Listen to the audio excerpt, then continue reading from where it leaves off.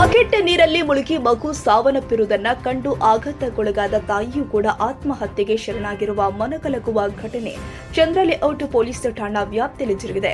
ನಾಗರಬಾವಿ ಮುಖ್ಯ ರಸ್ತೆ ಭೈರವೇಶ್ವರ ನಗರದ 2ನೇ ಹಂತದ ನಿವಾಸಿ ಪ್ರತಿಭಾ ಎಂಬುವವರೇ ಮಗು ಅಗಸ್ತ್ಯ 11 ತಿಂಗಳ ಮಗು ಮೃತಪಟ್ಟುವುದನ್ನ ಕಂಡು ನೇಣಿಗೆ ಶರಣಾದ ತಾಯಿ. ಸುಮಾರು 4 ವರ್ಷಗಳಿಂದ ಮಹಂತೇಶ್ ಪ್ರತಿಭಾ ದಂಪತಿ ಭೈರವೇಶ್ವರ ನಗರದಲ್ಲಿ ವಾಸವಾಗಿದ್ದು, ದಂಪತಿ 11 ತಿಂಗಳ ಗಂಡು ಮಗುವಿನೊಂದಿಗೆ ನೆಮ್ಮದಿಯ ಜೀವನ ಮಾಡ್ತಾ ಇದ್ರು. ಮಹಂತೇಶ್ ಅವರು ಪಿಣ್ಯ 2ನೇ ಹಂತದಲ್ಲಿ ಇರುವ ಡಿಸೈನರ್ ಕಂಪನಿಯಲ್ಲಿ ಇಂಜಿನಿಯರ್ ಆಗಿ ಉದ್ಯೋಗ ಮಾಡ್ತಾ ಇದ್ದು, ಪತ್ನಿ ಪ್ರತಿಭಾ ಅವರು ಸಿಲ್ಕ್ ಬೋರ್ಡ್ ನಲ್ಲಿ ಇರುವಂತಹ ಸಾಫ್ಟ್ವೇರ್ ಕಂಪನಿಯಲ್ಲಿ ಸಾಫ್ಟ್ವೇರ್ ಇಂಜಿನಿಯರ್ ಆಗಿದ್ದು ವರ್ಕ್ ಫ್ರಮ್ ಹೋಮ್ ಮಾಡ್ತಾ ಇದ್ರು. ನಿನ್ನೆ ಬೆಳಿಗ್ಗೆ 9 ಗಂಟೆ ಸುಮಾರಿನಲ್ಲಿ ಎಂದಿನಂತೆ ಮಹಂತೇಶ್ ಅವರು ಕೆಲಸಕ್ಕೆ ಹೋಗಿದ್ದಾರೆ. ಮನೆಯಲ್ಲಿ ತಾಯಿ ಮತ್ತು ಮಗು ಇಬ್ಬರೇ ಇದ್ರು. ಸಂಜೆ ವೇಳೆಗೆ ಮಗು ಆಟವಾಡುತ್ತಿದ್ದಾಗ ಪ್ರತಿಭಾ ಅವರು ಒಣ ಹಾಕಿದ್ದ ಬಟ್ಟೆ ತರಲು ಟೆರೆಸ್ಗೆ ಹೋಗಿದ್ದಾರೆ. ಆ ಸಂದರ್ಭದಲ್ಲಿ ಮಗು ಆಟವಾಡುತ್ತಾ ಬಾತ್ರೂಮ್ ಒಳಗೆ ಹೋಗಿ ಅಲ್ಲಿ ನೀರು ತುಂಬಿದ ಬಕೆಟ್ನೊಳಗೆ ಬಿದ್ದು ಉಸಿರುಗಟ್ಟಿ ಮೃತಪಟ್ಟಿದೆ. ಟೆರೆಸ್ನಿಂದ ಬಟ್ಟೆ ತೆಗೆದುಕೊಂಡು ಪ್ರತಿಭಾ ಅವರು ಮನೆಯೊಳಗೆ ಬಂದಾಗ ಮಗು ಕಾಣಿಸಿಲ್ಲ. ತಕ್ಷಣ ಮನೆಯೊಳಗೆಲ್ಲ ಹುಡುಕಿದ್ರೂ ಕೂಡ ಕಾಣಿಸಿಲ್ಲ. ನಂತರ ಬಾತ್ರೂಮ್ ಬಳಿ ಹೋಗಿ ನೋಡಿದಾಗ ಬಕೆಟ್ ನೀರಲ್ಲಿ ಮುಳುಗಿರುವುದು ಕಂಡು ಬಂದಿದೆ.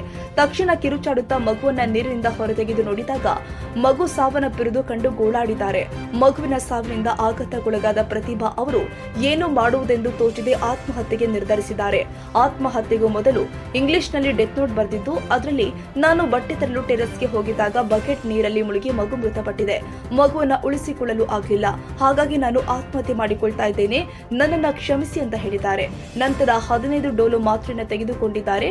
ತದನಂತರ ಚಾಕುವಿನಿಂದ ಎಡಗೈನ ಮುಂಗೈನ ಕೊಯ್ದುಕೊಂಡಿದ್ದಾರೆ. ಆದರೂ ಇದರಿಂದ ತಾನು ಸಾಯುವುದಿಲ್ಲ ಅಂತ ಅರಿತು ನಂತರ ಜೋಕಾಲಿಯ ಹುಕ್ಕಿಗೆ ಸೀರೆಯಿಂದ ನೇಣು ಬಿಗಿದುಕೊಂಡು ಆತ್ಮಹತ್ಯೆಗೆ ಶರಣಾಗಿದ್ದಾರೆ.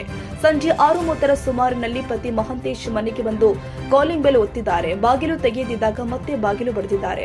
ಒಳಗಿನಿಂದ ಯಾವುದೇ ಪ್ರತಿಕ್ರಿಯೆ ಬಾರದಿದ್ದಾಗ ಪತ್ನಿ ಪ್ರತಿಭಾ ಅವರ ಮೊಬೈಲ್ಗೆ ಕರೆ ಮಾಡಿದ್ರೂ ಆಕೆ ಸ್ವೀಕರಿಸಲಿಲ್ಲ. ಇದರಿಂದ ಗಾಬರಿಯಾದ ಮಹಂತೇಶ್ ಅವರು ಕಿಟಕಿಯ ಒಳಭಾಗದಲ್ಲಿ ಇಟ್ಟಿದ್ದ ಕೀಯನ್ನು ತೆಗೆದುಕೊಂಡು ಬೀಗ ತೆಗೆದು ಒಳಗೆ ಹೋಗಿ ನೋಡಿದಾಗ ಪ್ರತಿಭಾ ನೇಣು ಬಿಗಿದುಕೊಂಡು ಆತ್ಮಹತ್ಯೆ ಮಾಡಿಕೊಂಡಿರುವುದು ಕಂಡು ಬಂದಿದೆ. ಮುಂಗೈನಿಂದ ರಕ್ತ ಸೋರಿಕೆಯಾಗಿರುವುದನ್ನ ಮಹಂತೇಶ್ ಗಮನಿಸಿದ್ದಾರೆ. ಪತ್ನಿ ಹೀಗೇಕೆ ಮಾಡಿಕೊಂಡ್ಲು ಅಂತ ಯೋಚನೆ ಮಾಡುತ್ತಾ ಹಾಸಿಗೆ ಮೇಲೆ ಮಲಗಿರುವ ರೀತಿಯಲ್ಲಿದ್ದ ಮಗುವಿನ ಬಳಿ ಹೋಗಿ ನೋಡಿದಾಗ ಮಗು ಕೂಡ ಮೃತಪಟ್ಟಿರುವುದು ಕಂಡು ಒಂದು ಕ್ಷಣ ಕಂಗಾಲಾದ ಅವರು ಕುಸಿದಿದ್ದಾರೆ. ನಂತರ ಹಾಸಿಗೆ ಮೇಲೆ ಒಂದು ಪತ್ರ ಕಂಡು ಬಂದಿದೆ. ತಕ್ಷಣ ಆ ಪತ್ರವನ್ನ ತೆಗೆದುಕೊಂಡು ಓದಿದಾಗ ನಡೆದಿರುವ ಘಟನೆಯನ್ನ ಪತ್ನಿ ಉಲ್ಲೇಖಿಸಿರುವುದು ಕಂಡು ಪತಿಯ ದುಃಖದ ಕಟ್ಟೆ ಹೊಡೆದಿದೆ.